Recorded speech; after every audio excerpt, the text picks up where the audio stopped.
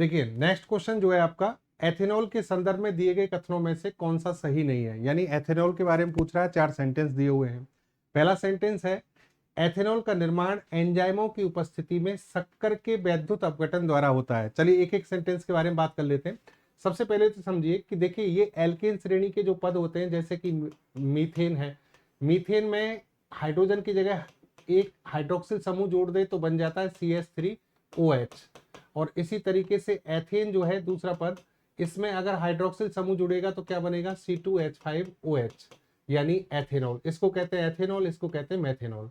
ये बहुत ज्यादा जहरीला एल्कोहल होता है, और ये वो एल्कोहल है जिसको हम शराब, बियर, इन सभी में काम में लेते हैं।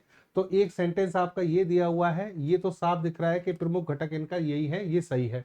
अब पहले वाले सेंटेंस की बात करें तो यहां पर ये कह रहा है कि वैद्युत अपघटन के द्वारा इसका निर्माण होता है। कि अब इसके निर्माण की प्रक्रिया मैं आपको बताता हूं। यहां पर होगा क्या कि यहां जो शक्कर है यानी स्टार्च जो है, जिसको हम ग्लूकोज कहते हैं, C6H12O6, इसका फॉर्मूला हो गया।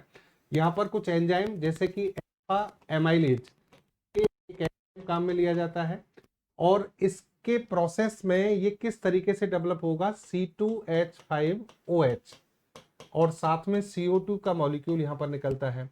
इसको बैलेंस करोगे तो यहां पर 2 CO2 और 2 ही आपके एथेनॉल के मॉलिक्यूल बनेंगे। ये प्रक्रिया है, ये प्रक्रिया पूरी होती है फर्मेंटेशन के द्वारा, यानी किण्वन के द्वारा इसका निर्माण होता है। तो पहला सेंटेंस आपका ये कह रहा है इलेक्ट्रोलाइसिस के माध्यम से बनता है, ये गलत है। फिर आ जाइए, वायु की उपस्थिति में एथेनॉल ऑक्सीकृत होकर एथेनोइक अम्ल या एसिटिक अम्ल बनाता है क्या।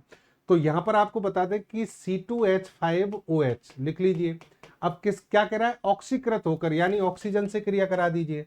ऑक्सीजन से जब क्रिया होती है इसकी, तो यहां पदार्थ बनेगा CH3COOH, इसे एसिटिक अम्ल कहते हैं। साथ में जल का मॉलिक्यूल यहां बाहर निकलता है।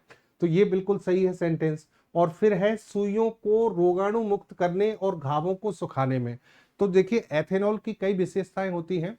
एथेनॉल का उपयोग, जैसे मान लीजिए किसी को बुलेट लगती है, यानी गोली लग जाती है, घाव भरा हुआ है, घाव बना हुआ है, तो वहां पर एथेनॉल लगाकर उसको सुखाया जा सकता है, जल्दी सही किया जा सकता है। ऐसा कई फिल्मों में आपने देखा होगा।